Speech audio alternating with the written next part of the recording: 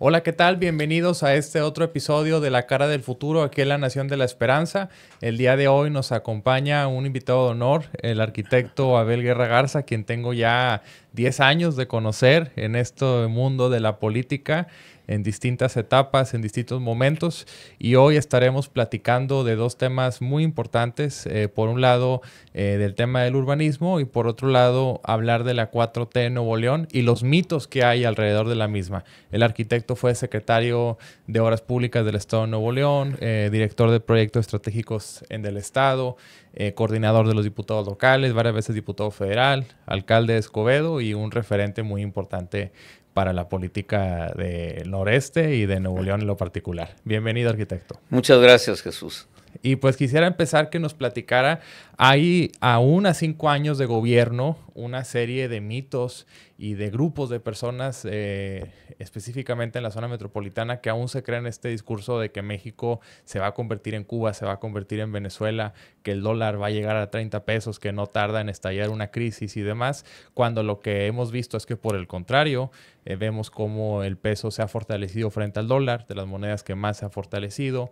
Vemos cómo la gente más rica también está ganando, cómo los banqueros han tenido un récord en ganancias por sus actividades en la banca.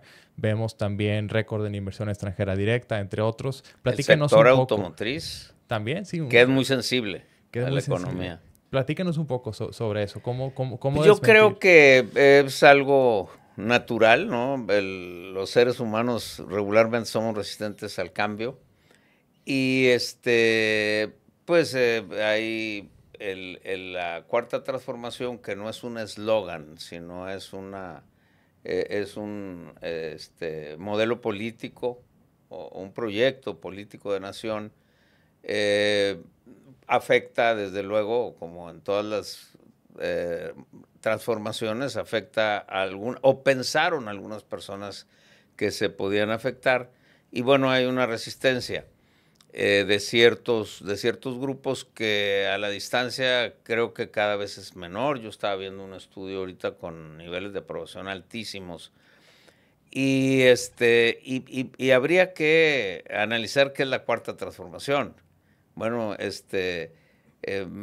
país ha tenido 3 grandes transformaciones. Hay algunos filósofos que hablan de 6, pero las que todos conocemos, la independencia que pues genera una nación libre, o sea, que nos da patria y libertad; la reforma, que es una consolidación de la independencia y un marco jurídico para la nación; la revolución, que México crece con buenos números en lo económico, pero desde el punto de vista gobierno, 100 familias eran dueños de toda la economía del país y el resto de los mexicanos estaban mal, y eso genera la tercera transformación, o lo que se le conoce como la tercera transformación. Y ahora, bueno, un sistema que se vino degradando, que de haber seguido un modelo de capitalismo social, copiado del país más capitalista del mundo. O sea, México copia, después de la revolución, el estado de bienestar, que es un modelo capitalista que aplican los Estados Unidos de Norteamérica después de la Gran Depresión, y que hace que Estados Unidos eh, fortalezca o crezca una clase media muy poderosa, que hace que tome el país el liderazgo económico del mundo. Ese modelo se siguió hasta que el presidente Salinas, sin consultar, sin hacer ningún tipo de sondeo, al menos, dice: abandonamos que en México el estado de bienestar postrevolucionario se le conoció como el nacionalismo revolucionario, pero era un modelo donde el Estado conservaba ciertas áreas estratégicas para redistribuir el dinero y que hubiese justicia social. Y el objetivo del capitalismo social es que el ciudadano más pobre o en mayor desventaja tenga acceso a la educación, a la salud y a la vivienda con servicios.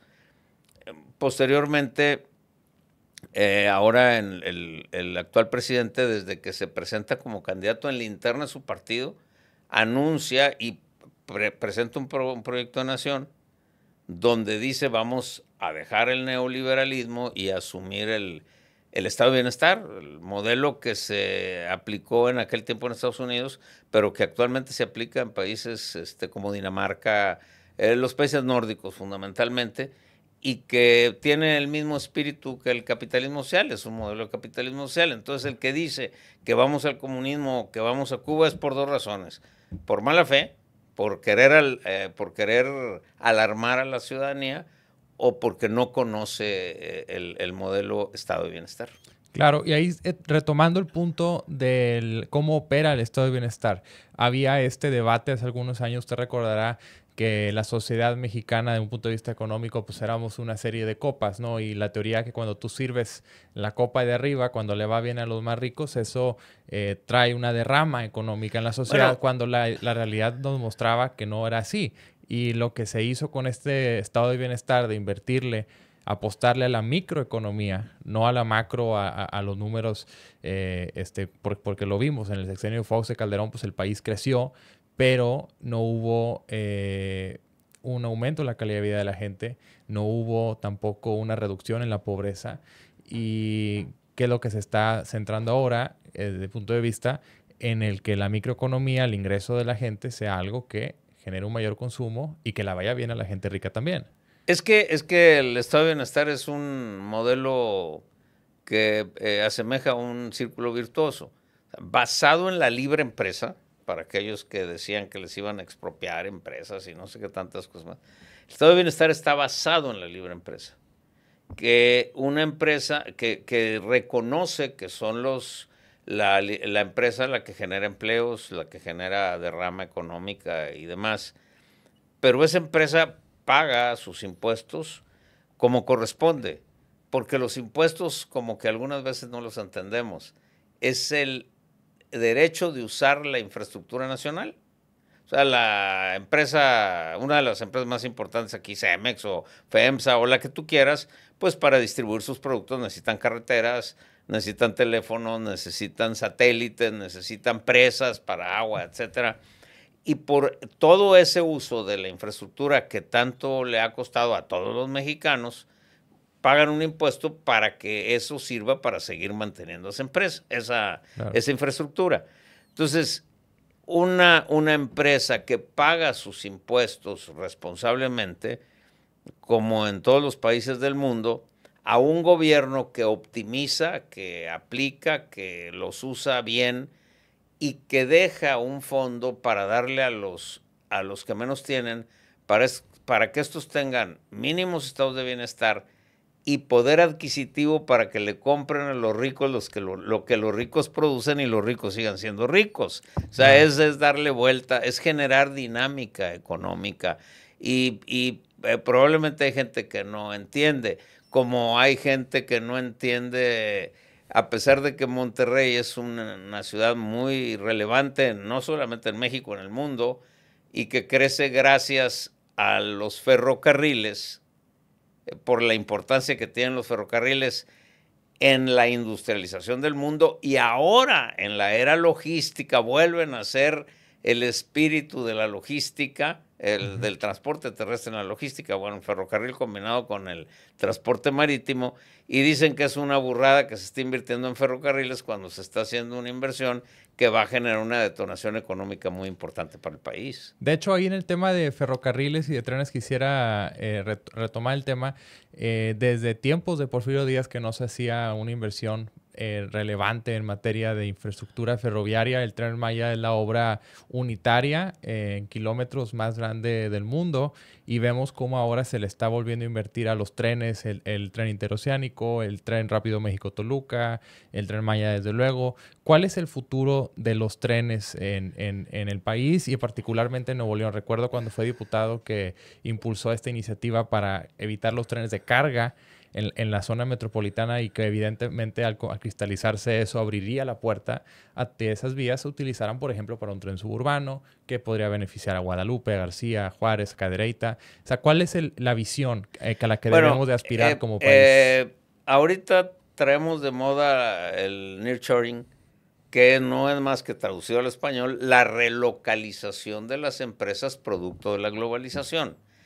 ¿Qué pasó con la globalización? Bueno, pues que los países más poderosos, nosotros somos vecinos de la economía más importante del mundo, deciden ya no producir en su territorio, sino convertirse en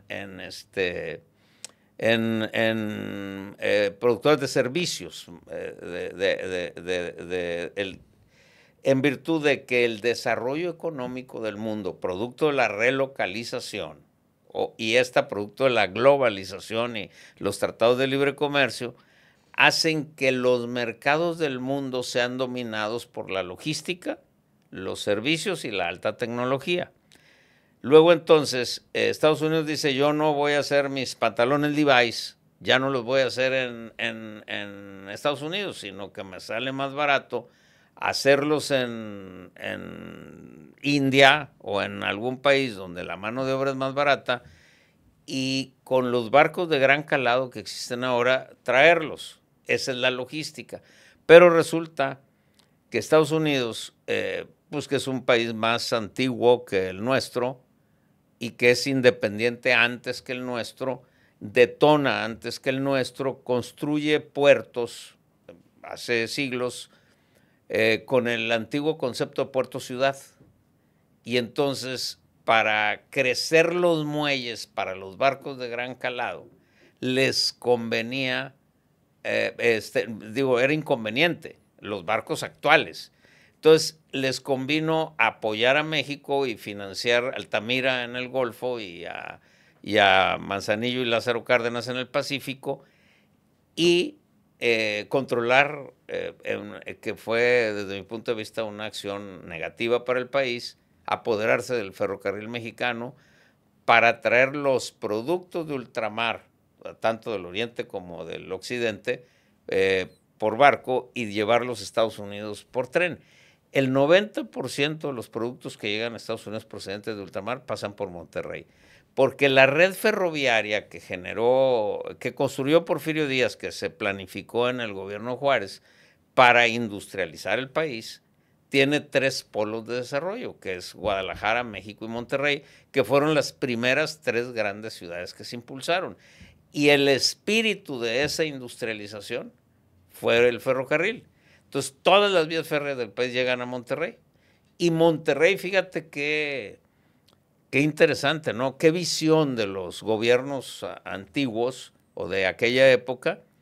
Decían Monterrey para que satisfaga la necesidad de manufactura del norte del país y exporte cuando haya tratados de libre comercio. Claro. El primer presidente en el mundo que habló de tratados de libre comercio fue Benito Juárez. Y entonces escogen Monterrey. Fíjate todas las paradojas.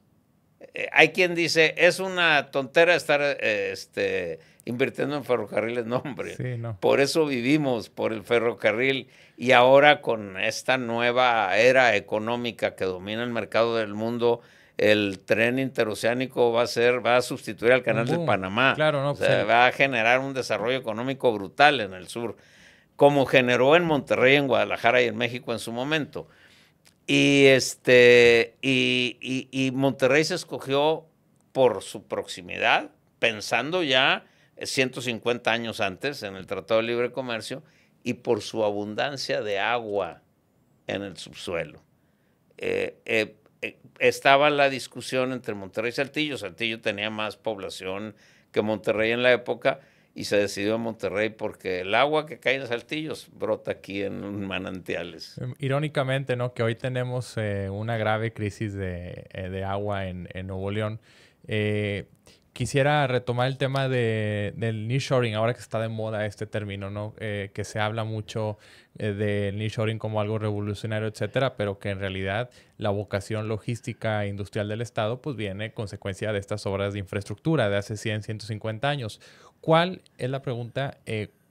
¿Cuándo el nearshoring presenta resultados, la inversión presenta efectos que son beneficiosos a la ciudadanía de manera inmediata, ¿no? Porque se habla mucho del logro gubernamental de nearshoring, pero creo que es un reto a veces el cómo cristalizar esas inversiones con proveedores mexicanos, con trabajos bien remunerados, etcétera, para que la gente le beneficie, ¿no? Creo que como país hemos transitado de ser reconocidos solo por la mano de obra barata, ahora a ser reconocidos como un país atractivo por tener mano de obra capacitada. Somos el tercer país con más aeropuertos, 40 puntos fronterizos con la mayor economía del mundo, etcétera. O sea, ¿cuáles son los aspectos que deberíamos como país de buscar tener para ser más atractivos y que esos empleados también pagados? Mira, yo creo que para aspirar a ser un lugar, yo voy a hablar de Monterrey, porque yo soy regio, ¿eh?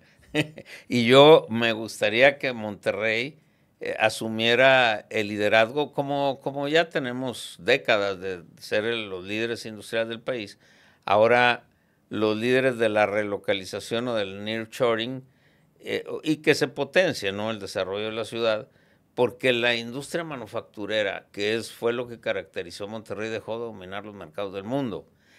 Y por la herencia, por el gran trabajo que hicieron nuestros antepasados en generar este emporio industrial, generan condiciones para ser una ciudad atractiva para el nearshoring. A las ciudades que asumen esta vocación basada en la alta tecnología fundamentalmente, se les conoce como tecnópolis. Mi visión de futuro para Monterrey es que Monterrey se convierta en la capital, en la primer tecnópolis de América Latina, y que tiene que reunir condiciones, que es una infraestructura educativa para encontrar educación superior de primer nivel, y ya lo tenemos. O sea, tenemos las mejores universidades de México. Tener una infraestructura hospitalaria de primer nivel, porque pues las empresas que se piensen en relocalizar o ubicar aquí tienen que pensar en sus empleados y familia, ejecutivos, etcétera. Tener un reconocimiento internacional. Buscan ciudades marca mundial, que se le llama. Ser una ciudad que respete al medio ambiente, y ahí empezamos a fallar, porque esta es la ciudad más contaminada de México. Tener una excelente seguridad, y traemos problemas, y tener decía dentro de las positivas, tener cobertura financiera internacional, que haya bancos y los hay. Pero medio ambiente, seguridad y modelo urbano eficiente, ¿en qué afecta a la producción de una empresa un modelo urbano eficiente? Bueno, pues en que si no hay agua, que es parte del modelo urbano, o si no hay una movilidad eficiente, somos la 8ª ciudad del mundo donde sus habitantes pierden más tiempo en traslados, por encima de la Ciudad de México. Nosotros somos la 8ª más mala. México es la 22, creo. O sea, pensamos en México, hay más quienes viajamos frecuentemente en México. En México hay congestionamientos, bueno, ya muy similares, pero allá los tramos de recorrido son muy cortos porque es una ciudad compacta que creció verticalmente. Aquí los tramos son muy largos, y si vienes de la carretera nacional de Las Misiones o de Herradura o el Uro, por ahí, y vas al centro de Monterrey, te encuentras 2 o 3 conflictos gravísimos de comunicación, de movilidad. Entonces tenemos que resolver esto para ser una ciudad.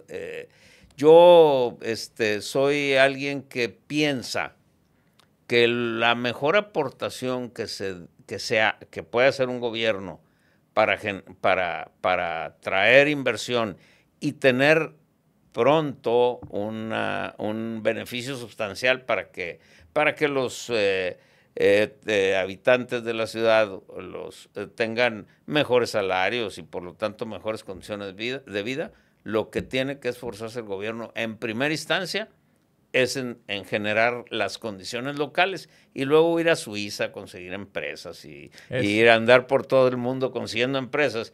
Si en Suiza ven que hay 18 ejecuciones o que se tardan, que es la sexta ciudad con mayor problemas de movilidad en el mundo o que es la ciudad más contaminada, nos resta muchas posibilidades. Claro, y que esos problemas de movilidad, de seguridad, etcétera, pues tienen una raíz en la planeación. Creo que si aspiramos a ser la primera tecnópolis de América Latina, es importante que los planes se respeten. Yo recuerdo hace algunos años una conferencia que platicó que antes del 99, 2000 por ahí, los municipios no podían hacer cambios sustanciales en los usos de suelo, en los planes, y que ahora, pues por la dinámica política, ¿no?, de un municipio con la mayoría de un partido, llega un desarrollador, llega un proyecto y cambia un plan, y que al cambiar ese plan tal vez echaron a perder la ruta por donde iba a pasar un metro, por donde iba a pasar un tren, y eso a su vez hace que haya una dificultad en tener planes a mediano y largo plazo en materia de movilidad.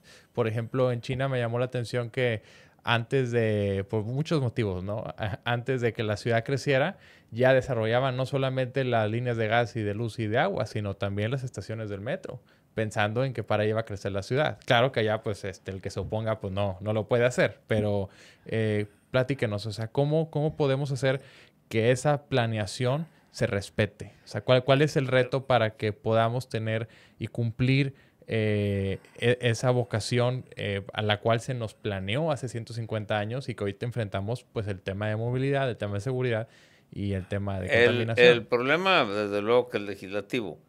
En el año 2000, si mal no recuerdo, entra en vigor una iniciativa que modifica el artículo 115 constitucional, que es el que rige la vida municipal, del presidente Zedillo, y le entregan al municipio el 100% de la administración del desarrollo urbano, pero supeditado a los planes estatales y los estatales a los nacionales. El presidente Fox, que no quiero confundir con pasiones partidarias, no muy ducho en la administración pública, desaparece el área de desarrollo urbano federal.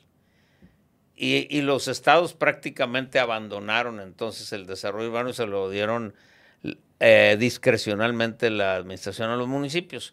En el pasado había un comité estatal de planeación con otro nombre, se llamaba Comisión de Planificación del Estado, que estaba conformado por los alcaldes y que estos mandaban a sus secretarios del ramo. El gobernador presidía este comité, que también delegaba, y representantes de la Universidad de Nuevo León, del Tecnológico de Monterrey. No sé si hubiese, no me acuerdo si hubiese de la UDEM, de las universidades más viejas, pero de la Universidad de Nuevo León estaba el experto, hacía del toro sentado del desarrollo urbano de la Facultad de Arquitectura, representando a los intereses de los ciudadanos. El Tecnológico igual, que son las universidades más antiguas, ¿no? Han crecido con mucho nivel, por cierto, la UDEM y la UR y otras universidades. Había representantes de todos los organismos públicos y privados prestadores de servicios públicos. Y todos los lunes se reunía esa comisión y cada fraccionamiento, cada cambio de uso de suelo, construcciones de más de 10,000 metros, subdivisiones, tenían que ser autorizados por esa comisión. Era incorruptible. 40 o 50 personas pues, no podían. Y entonces revisaban el dictamen. Había una comisión dictaminadora de expertos. A ver, el fraccionamiento fulano de tal, del municipio de Guadalupe, reúne los requisitos de factibilidad de agua, de drenaje, sí, con la condición a que haga un tubo, un tanque o cosas así. Todo estaba ahí dictaminado. Se revisaba la movilidad, hay acceso, todo ese rollo. Y entonces la ciudad creció muy bien hasta que pasaron, los municipios desaparecieron esas comisiones, que debió haberse replicado una comisión municipal. Y bueno, pues empezó el desastre y dentro de esas modificaciones que le reconocen al municipio ya a nivel de ente gubernamental. Los municipios eran administración pública. Ahí ya es gobierno. Pueden contratar créditos, constituir fideicomisos, disponen de las reservas, venden todas las reservas municipales, todos los municipios, salvo, no sé cómo esté San Pedro, no sé cómo es, creo que Apodaca y Escobedo están más o menos bien en lo económico, pero los municipios no tenían deuda. Yo dejé, y es relativamente nuevo, yo dejé mi última oportunidad de alcalde en el 2000 con 0 deuda el municipio. Pero no solamente lo hacía yo, los alcaldes de todos los partidos, era una cultura. Ahora Claro. Parece ser que la cultura es a la inversa, ahora es saber quién genera más deuda y quién, Sí. bueno, ves cómo están ya en muy difícil situación. Cuando crecieron mucho en esa misma modificación, se les da autonomía financiera a los municipios. Y, por ejemplo, el municipio de Monterrey creció en un 200 o 300% sus ingresos de un año al otro. Los municipios de San Nicolás, Guadalupe, crecieron en un 150%, Escobedo, Apodaca, crecieron al doble de un año a otro. Y no se notó demasiado en la calidad de la prestación de los servicios a los ciudadanos, ¿no? Claro, sí, no, y que además es importante al no tener esta planeación que se respete, pues ahí está el caso de Guadalupe, ¿no? Que se convirtió en un municipio dormitorio, como se le dijo por mucho tiempo, que al no tener equilibrio en los componentes urbanos, pues la gente si tiene que atenderse con un médico o si quiere comprar ciertos productos tiene que salir del municipio y que esto pues genera traslados más largos, que ¿no? el problema es de mucho fondo. Cuando se detona Monterrey como ciudad industrial, que es donde crece Monterrey, en 1900 con el establecimiento fundidora, era una población muy pequeña. La ciudad de Monterrey pues era lo que ahora conocemos como el primer cuadro, ¿no? Era todo una ciudad que vivía de la explotación de la tierra. Cuando asume la vocación industrial, crece porque la industria manufacturera domina los mercados del mundo. Y el modelo fue muy exitoso. El modelo federal para detonar a Monterrey, a Guadalajara y a México siguen siendo las ciudades más importantes del país. Y entonces el desarrollo urbano está basado siempre en la tecnología de la época, en las circunstancias. El desarrollo urbano es sentido común. Entonces, en aquel tiempo que apenas surgía el automóvil, que no había aviones, dicen, ¿y por qué las calles del centro son tan angostas? Pues porque no había camiones ni carros ni cuando se desarrolló el centro. Entonces, la regla básica de 1900 en materia de desarrollo urbano era alejar la vivienda de la industria por la contaminación, porque era la industria muy incipiente, muy rudimentaria, ruidosa, contaminante, riesgosa, accidentes y demás. Y entonces ubicaban los urbanistas de la época la vivienda a favor de los vientos dominantes que en Monterrey son del sureste. Curiosamente, Guadalupe se hizo una ciudad dormitorio porque era de las áreas más cómodas para vivir. Entonces, claro, verde. La industria, como el viento dominante viene del sureste, la industria se pone al norponiente de Calzada Madero. Por eso San Nicolás, Escobedo, Apodaca se llenaron de industria y ahora García ya va llegando a Laredo, ¿no? Se fue la industria hacia el norte y el problema fue que el centro de la ciudad, en el exitosa modelo de Monterrey, se fueron absorbiendo municipios y quedó el primer cuadro como la zona de equipamiento de todos los municipios conurbados, porque los componentes urbanos son vivienda, industria, comercio y preservación ecológica. Entonces, el comercio estaba en el centro. Todavía hace muy poco, Apodaca, el municipio donde tengo entendido que de México se viven o están establecidas las industrias que pagan mejores salarios. En el 2003, para ser preciso, no había un solo cine, que es la zona, es el área o el espacio de entretenimiento familiar por excelencia más antiguo. No había cines. La gente venía a Monterrey o a San Nicolás. No sé, entonces el modelo de desarrollo de industria y vivienda separados prevalece. Yo todavía hace poco, bueno, no en este gobierno, creo que en el gobierno, al final del gobierno de Medina, ya el gobierno federal promovía en las áreas para los desarrolladores de vivienda los desarrollos integrales, donde hubiera industria, vivienda, comercio en un solo desarrollo. Todo junto.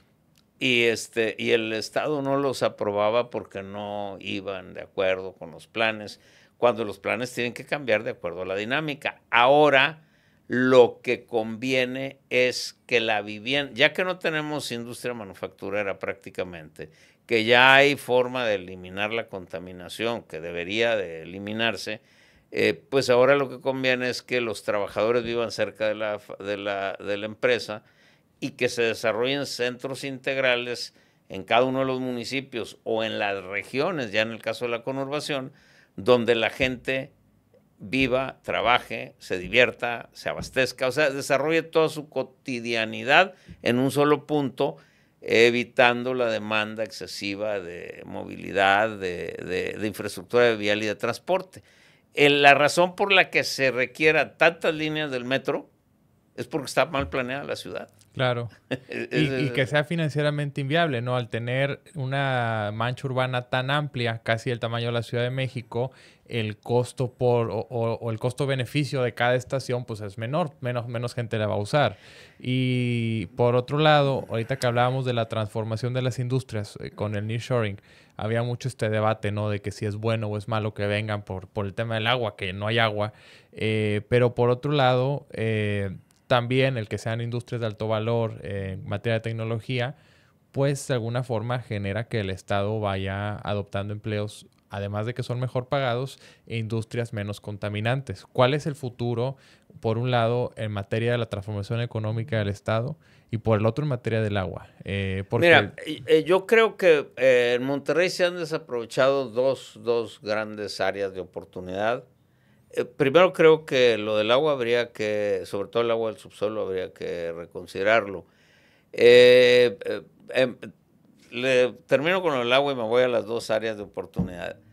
En el gobierno de Martínez Domínguez, que hubo una crisis similar a esta y lo resolvió dentro del mismo sexenio, se generaron el programa ese Monterrey 1, Monterrey 2, Monterrey 3 y el auténtico Monterrey 6, que se le atribuye al proyecto ese Pánuco al norte, era el segundo acueducto que se debió haber hecho desde la época, al final de Medina o al principio, porque el agua vas abasteciendo conforme la vayan demandando. Agua y drenaje vive del agua que vende, y si tiene agua de más, pues no la puede vender.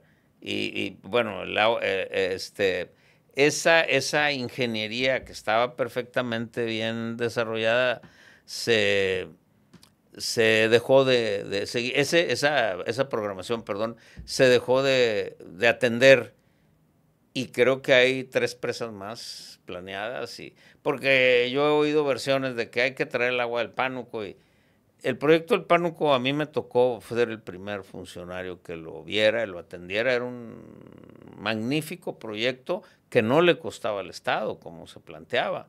Pero luego llegó el gobierno de Medina y se apropió Medina con Peña Nieto.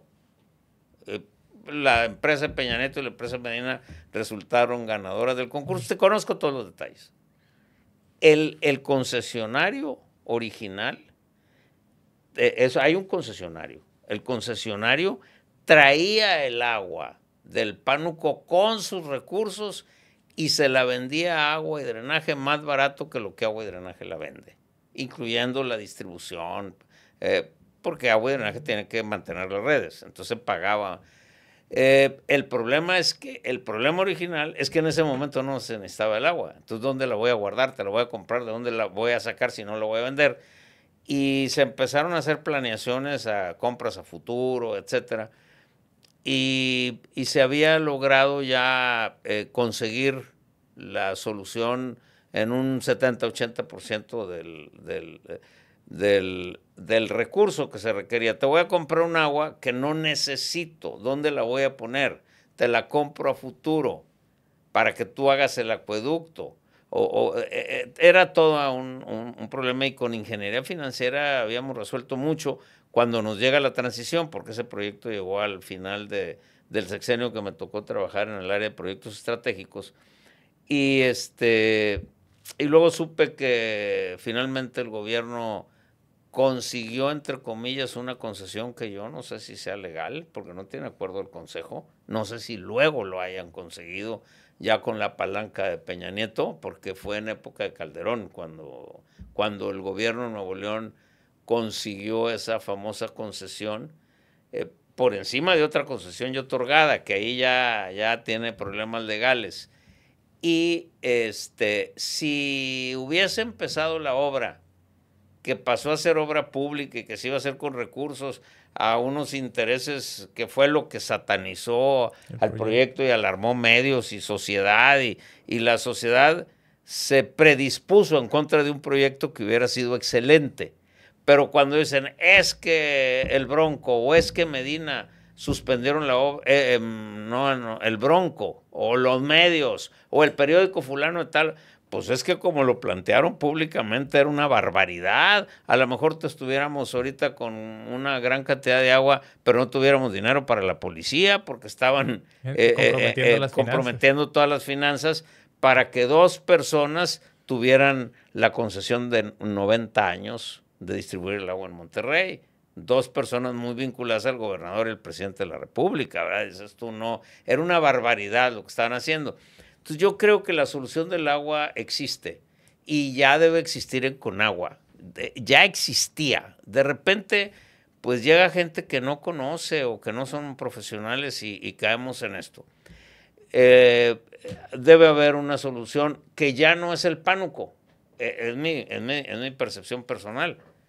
Porque hace 20 años que se planteó, fue en el 2009, empezó, bueno, hace 15 años o 14 años que se planteó traer agua al Pánuco, el agua se tiraba al mar. Ahora yo no sé si se tira. Y si no la necesite Tampico, Madero, Altamira, Reynosa, que también son ciudades que han crecido muchísimo en población, más que la zona metropolitana de Monterrey. Entonces, ahí yo ya le veo dificultades. Yo creo que hay que buscar otra alternativa. En materia de infraestructura urbana o desarrollo urbano, también hay dinámicas. Claro. Alguien me decía que el actual gobierno pretendía reactivar el proyecto aquel que mañosamente nos suspendieron del túnel sobre la Sierra de la Silla para resolver el problema de congestionamiento de la carretera nacional. Y les decía, ya no se puede, ya se llenó y ahora sale carísimo porque donde estaba el túnel ahora está lleno de unas viviendas muy caras que hay que buscar otra alternativa, ¿no? En cuanto a las áreas de oportunidad, hay 2 áreas que no han sido utilizadas en Monterrey. Hubo trabajos incipientes y ya no fructificaron. Monterrey es, yo creo que indiscutiblemente, no estarán en desacuerdo conmigo, la capital económica del noreste de México o la capital del noreste de México. Aquí viene la gente a estudiar, a los hospitales y al fútbol. El 30 son los 2 equipos de Monterrey, son los 2 equipos que más ingresan recursos por venta de entradas, que más dinero producen. El 90% de la tribuna, tanto en Tigres y en Rayados, se vende desde el inicio de la temporada. Salgan como salgan en la tabla, ¿eh? Sí, hay una pasión brutal por el fútbol. El 30% de la tribuna no son de Monterrey. Vienen de Reynosa, de Laredo, de Saltillo, cada fin de semana. Y en un radio de 300 kilómetros a la redonda de Monterrey, vivimos 20 millones de habitantes, que es la mayor concentración poblacional, incluyo Valle de Texas, ¿sí? La mayor concentración poblacional de México después de la Ciudad de México. Claro. Y no lo usamos turísticamente. No hemos explotado, nada más que el turismo de salud y el turismo educativo y el turismo de negocios, pero no hemos explotado en toda el centro de Monterrey, que eso era el proyecto Santa Lucía, es la repoblación del centro con una planeación más de futuro, más de sentido común, dije, el desarrollo urbano de sentido común. A ver, todos los programas que veo, vamos a repoblar el centro de Monterrey. Hay manzanas con dos viviendas habitadas, todo lo demás deshabitado. Vamos a repoblar el centro. Vamos a hacer departamentos, Infonavit da subsidios. Para repoblar el centro lo que hay que hacer es incentivar el empleo. La gente se fue del centro porque va cerca del empleo, se va a Escobedo, a Podaca, a San Nicolás, a los lugares donde están las fábricas cerca. ¿Y qué empleo tienes que promover? Pues los servicios, los restaurantes, los centros de diversión, las tiendas, los hospitales. Yo me opuse sin tener la capacidad total de que yo hice los estudios urbanos para ubicar el estadio de Rayados. Mi proyecto era en el centro de Monterrey, para que se generen hoteles, restaurantes y se reactive y la gente que se dedique a los servicios vivan en los departamentos que entonces se construyan. Pero no estoy descubriendo el hilo negro, solamente pues veo, leo, trato de aprender los modelos exitosos y así pasó en San Antonio, en Houston, en Londres, en Barcelona. Los centros de las ciudades industriales, manufactureras, se convirtieron en lugares de servicios con una gran rentabilidad. Mira, San Antonio se conoce en el argot urbanístico como el milagro urbano de Norteamérica, porque fue la primera ciudad que empezó a transformarse de industrial a una ciudad de servicios de alta tecnología y de logística. Tiene la plataforma logística más grande del mundo en San Antonio. Entonces, antes de eso, San Antonio era la ciudad con mayor criminalidad y mayor desempleo. Ahorita es la ciudad con más dinámica económica de los Estados Unidos gracias a un modelo urbano. Eso hace el modelo urbano. Eso cambia. Santa Lucía lo que pretendía, que solamente se hizo una primera etapa, eran varias etapas, era rescatar el río original que nace en el obelisco donde brotaban los ojos de agua de Santa Lucía y era un pequeño afluente del río Santa Catarina que recorría 4 o 5 kilómetros. Entonces, se rescató un tramo por objetividad, por practicidad, y todos los terrenos aledaños baldíos son propiedad del Estado. Y era para establecer, y ahí están los proyectos, había un recorrido tipo Epcot, hicimos un estudio de mercado en los 20 millones de habitantes de la zona para ver qué querían conocer de México, qué les interesaba más de México. Y salió Oaxaca y la zona maya y Veracruz. Entonces, cada cuadra tenía un estilo arquitectónico así para establecer ahí restaurantes y podían hacer concesiones, ventas, y con eso se recuperaba la inversión que se hizo en la infraestructura central y se podía entonces operar en un brazo que sale pues atrás del museo y que genera como una especie de isla, que esa era la siguiente etapa. Sumado al Parque Fundidora, donde enfrente del Parque Fundidora se conectaba, se pretendía entonces repoblar el centro. Yo decía, si en ese tiempo se pensaba también en relocalizar o reubicar la Plaza de Toros, yo decía, el centro, el estadio en el centro, para hacer un lugar de interés con los museos y algunas otras áreas que atender. La bandera del obispado fue parte de ese proyecto de regeneración, que a mí también me tocó desarrollar ese proyecto del asta bandera basado en un decreto presidencial que exhortaban para exaltar los valores cívicos y el amor a la patria, etcétera. Y algún tiempo fue la bandera más alta del país, ya ahorita creo que es la cuarta, porque han hecho otras astas banderas más grandes. El proyecto del centro de gobierno, la concentración de todas las oficinas, que salió sin recursos estatales, sino con ingenierías financieras, que también me tocó dirigir el proyecto y una gran parte del tramo de la construcción, pues era parte de esa repoblación del centro. Claro. El centro debe repoblarse con áreas de servicios, turismo, salud, educación, oficinas gubernamentales, corporativos. Esa es un área de oportunidad. El turismo no es explotada. Y la otra es la logística. Sin duda. Que es el nearshoring de alguna manera, ¿no? Claro. Es la oportunidad de relocalizar aquí la empresa y hacer la logística hacia el mercado más grande del mundo. A mí me tocó también iniciar el proyecto de la plataforma logística Monterrey, que es la más grande de América Latina, que se inició asociado, no sé cómo está ahorita, asociada con la de San Antonio, y que el objetivo era dar el valor agregado aquí después de que vienen los productos de Estados Unidos de ultramar y que vienen por ferrocarril. Para los que dicen que el ferrocarril es tontera, llegan por ferrocarril aquí y de aquí se van a la plataforma logística de San Antonio ya divididos todos los productos para el que va a Nueva York y el que va a Los Ángeles, y San Antonio solamente distribuye. Era un proyecto de ganar-ganar. Claro. Monterrey debe convertirse en la capital de la logística de México. Arquitecto, pues no me queda más que agradecerle que nos comparte esta visión, que nos haya compartido su tiempo.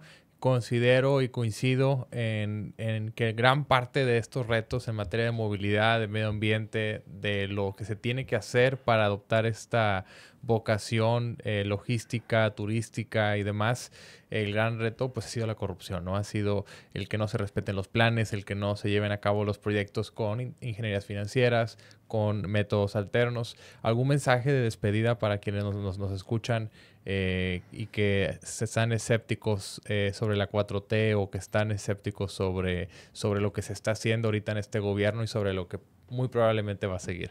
Pues mira, me encanta que tu conclusión sea que todos los problemas, que es corrupción. Todos los problemas terminan en corrupción. Los problemas o las calamidades que vivimos en cuanto a la necesidad de desarrollo terminan en corrupción. Han pasado pues ya más de 5 años de este gobierno, no nos convertimos en Cuba, yo no veo desabasto en las tiendas, no soy un chavito, a mi edad nunca había visto que el peso le ganara terreno al dólar, pero nunca había oído tampoco justificantes tan torpes como los que dicen que es malo que tengamos una moneda fuerte y te hacen unas explicaciones brutales de que por qué es malo que tengamos moneda fuerte. Al contrario, siempre la moneda distinguió la fortaleza de cada país, la fortaleza económica de cada país. No nos hicimos comunistas como muchos decían. Yo conozco algunos amigos que se iban a ir de México y no se fueron. Y no les ha pasado nada y siguen siendo empresarios exitosos. Y además, ahora me entero que las grandes empresas están vendiendo como nunca lo que producen, porque la obra pública es un factor muy importante para la detonación económica y hay una gran cantidad de obra pública. Si bien es cierto que no está concentrado en Nuevo León, que necesitamos más, pero ya en Nuevo León se concentró mucho para construir esta gran ciudad y hay que también desarrollar otras áreas. Claro, pues muchas gracias de nuevo, arquitecto, y nos vemos la próxima semana aquí en La Cara del Futuro.